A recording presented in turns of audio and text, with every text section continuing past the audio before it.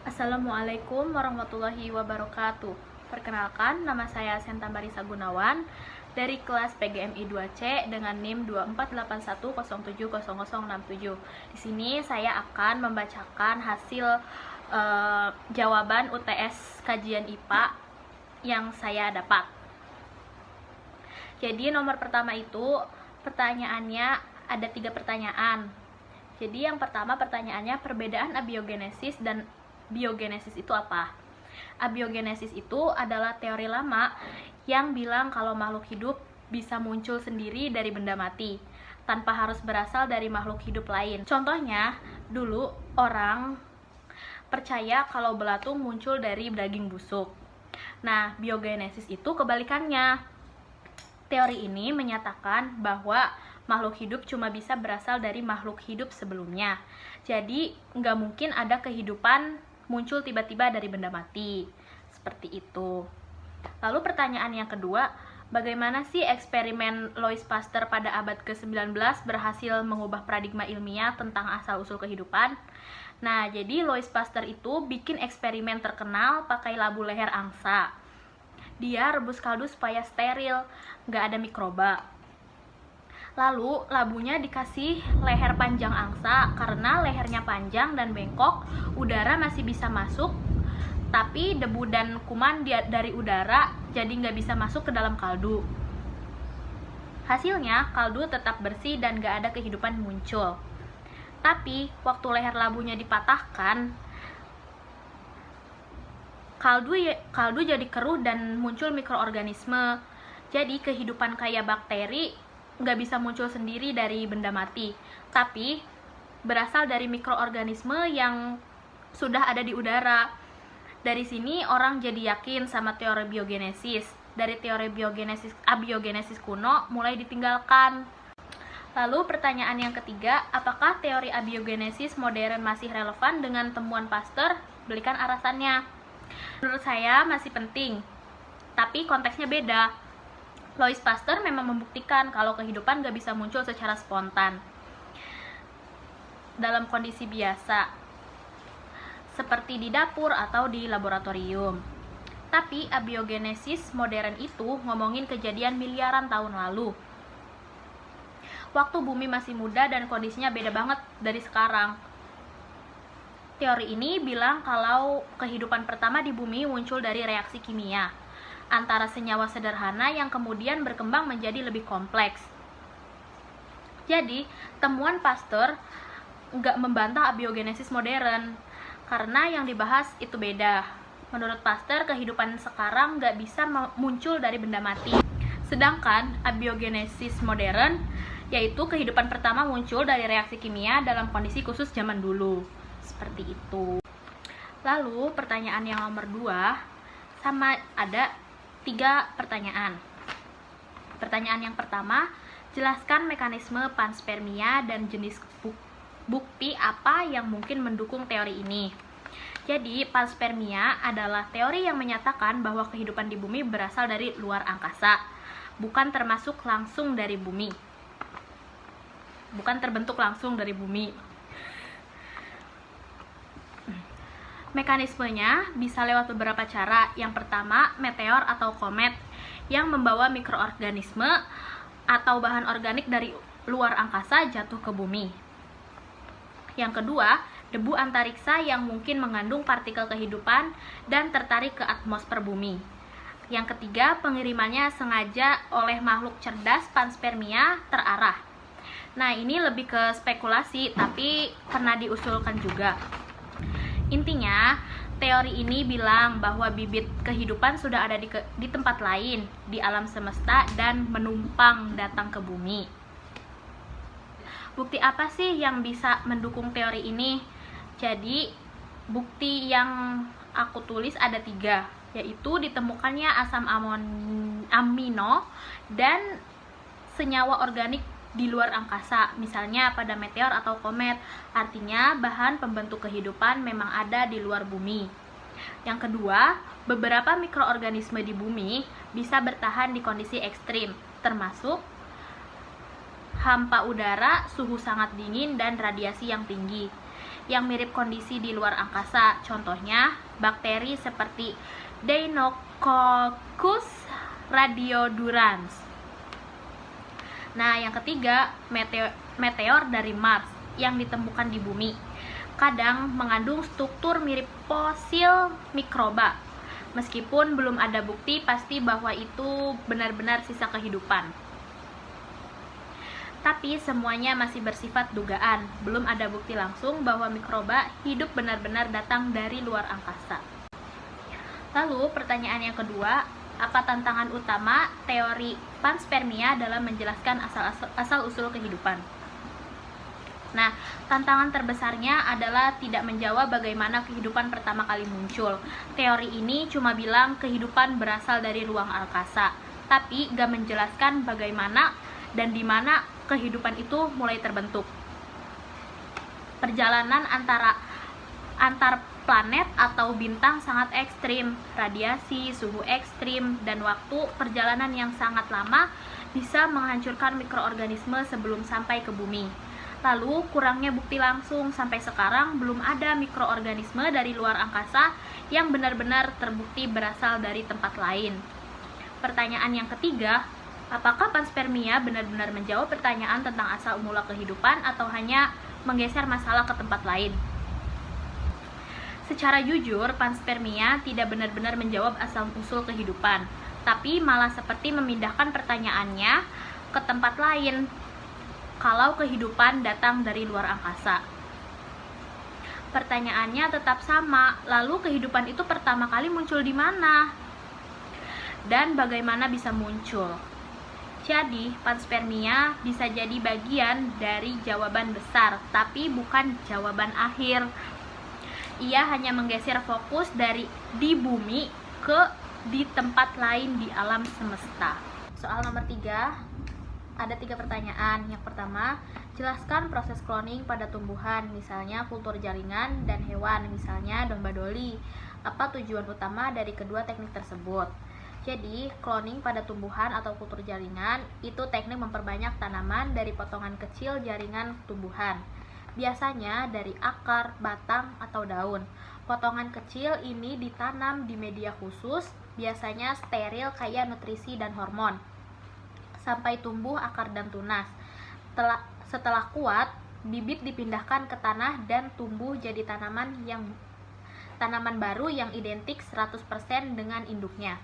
Tujuan dari cloning tumbuhan memperbanyak tanaman unggul, misalnya yang tahan penyakit atau berbuah manis. Menghasilkan tanaman dalam jumlah besar dalam waktu singkat. Lalu selanjutnya cloning pada hewan, domba doli. Domba doli dikloning lewat teknik transfer inti sel somatik atau SCNT. Intinya begini, inti sel tubuh bukan sel telur. Dari domba A diambil, sel telur dari domba B dikosongkan, dibuang. Inti dari domba A dimasukkan ke dalam sel telur domba B. Telur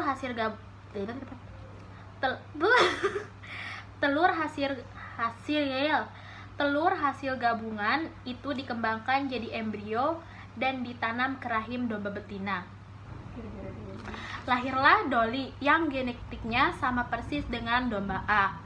Tujuannya menggandakan hewan unggul, misalnya hewan penghasil susu atau daging berkualitas, penelitian medis, pelestarian spesies langka, atau produksi obat. Nah, pertanyaan yang kedua, kenapa cloning hewan lebih kontroversial dari cloning tumbuhan? Dari sisi biologi, cloning hewan sering gagal, tingkat keberhasilannya rendah, dan banyak embrio mati sebelum lahir. Hewan hasil cloning bisa punya kelainan genetik atau umur pendek. Prosesnya juga menyakitkan untuk hewan betina pembawa embrio. Dari sisi sosial dan etika, banyak orang merasa tidak nyaman secara moral karena hewan dianggap makhluk hidup yang bisa merasakan sakit, bukan sekedar objek eksperimen. Ada ketakutan bahwa cloning bisa berkembang ke manusia, yang menimbulkan dilema besar tentang identitas dan hak asasi, atau isu mempermainkan peran Tuhan. Sering muncul perdebatan etika cloning hewan dan manusia. sedangkan tumbuhan lebih diterima, dianggap tidak punya kesadaran atau rasa sakit dan prosesnya lebih alami. Pertanyaan yang ketiga, bagaimana cloning dapat menjadi solusi atau ancaman bagi konservasi spesies langka? Sebagai solusi, cloning bisa bantu melestarikan spesies yang hampir punah dan menggandakan individu yang masih tersisa.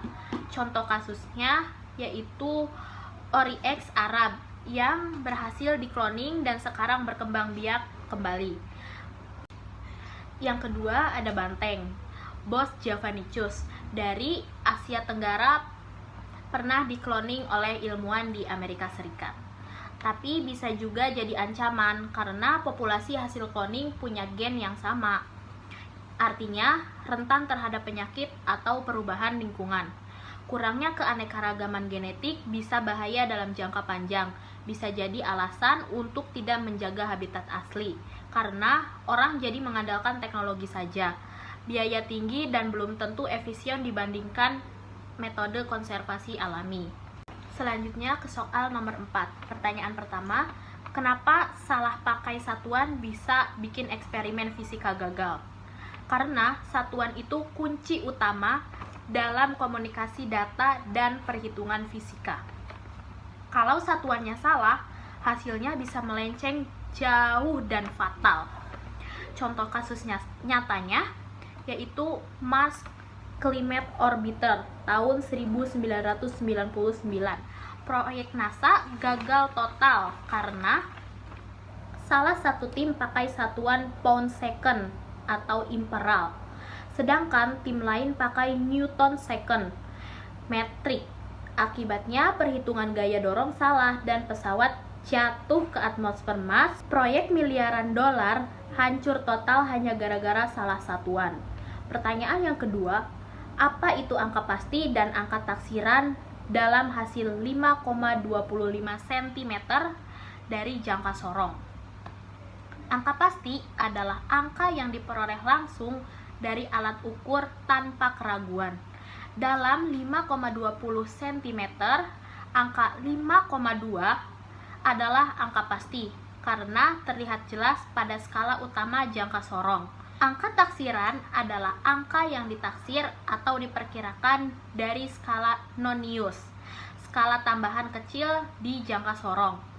Biasanya angka terakhir, angka 0,05 adalah angka taksiran, yaitu bagian yang menunjukkan seberapa dekat dengan posisi garis ukur dengan skala terdekat. Jadi 5,25 cm sama dengan angka pasti, 0,05 cm sama dengan angka taksiran.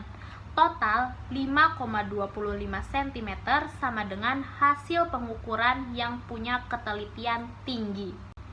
Pertanyaan yang ketiga, kenapa gaya, massa, dan percepatan penting banget dalam konstruksi jembatan? Karena dalam konstruksi, terutama jembatan, gaya menunjukkan seberapa besar beban bekerja pada struktur, misalnya kendaraan lewat. Massa adalah besaran benda yang menekan struktur. Percepatan bisa muncul dari guncangan, misalnya gempa atau angin kencang. Semua ini masuk dalam rumus dasar fisika, yaitu F sama dengan M kali A, dan F itu gaya sama dengan massa dikali percepatan. Kalau perhitungannya salah, jembatan bisa roboh. Contoh nyata, runtuhnya jembatan Tacoma Narrows, Amerika Serikat 1940. Jembatan ini ambruk karena desainnya tidak mempertimbangkan gaya resonansi akibat angin. Angin bertiup terus-menerus dengan frekuensi tertentu menyebabkan getaran berulang, percepatan, yang akhirnya merusak struktur, padahal secara visual jembatan terlihat kuat. Lanjut ke soal nomor 5. Yang pertama, hitunglah percepatan dan jarak tempuh mobil. Diketahui massa mobilnya 1200 kilo. Kecepatan awalnya 0. Kecepatan akhir 20 ms. Waktunya 10 detik.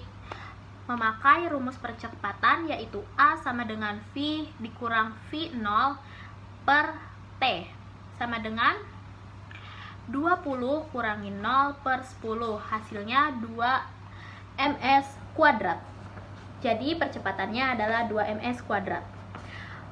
Jika memakai rumus jarak tempuh, yaitu S sama dengan V0 kali T plus setengah kali AT kuadrat sama dengan 0 plus setengah kali 2 kali 10 kuadrat sama dengan 100 meter.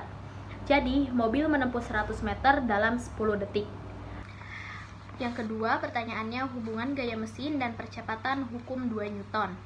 Hukum 2 Newton menyatakan bahwa sigma F sama dengan M kali A. Artinya, gaya total atau gaya mesin yang bekerja pada mobil akan menentukan seberapa cepat mobil itu berubah kecepatannya atau percepatannya. Contoh kasus ini, massa mobil sama dengan 1200 kg, percepatannya 2 meter per second kuadrat. Dengan rumus F sama dengan M kali A sama dengan 1200 kali 2 sama dengan 2400 Newton. Jadi, gaya mesin sebesar 2400 Newton mendorong mobil agar bisa mempercepat dari 0 ke 20 menit per second dalam 10 detik. Pertanyaan yang ketiga, kenapa pengemudi merasa terdorong ke belakang saat mobil ngebut? Hukum 1 Newton. Menurut hukum 1 Newton, hukum kelembaman, benda akan tetap diam atau bergerak lurus beraturan kecuali ada gaya yang memaksa berubah. Saat mobil mulai bergerak cepat, tubuh pengemudi awalnya diam, dan menurut hukum kelembaman ingin tetap diam. Tapi karena mobilnya maju, kursi mendorong tubuh pengemudi ke depan agar ikut bergerak. Karena itu, kita merasa seperti terdorong ke belakang. Padahal sebenarnya, mobil dan kursi yang maju, tubuh kita cuma lambat mengikuti. Efek ini dirasakan sebagai tekanan oleh punggung oleh sandaran kursi. Terima kasih. Wassalamualaikum warahmatullahi wabarakatuh.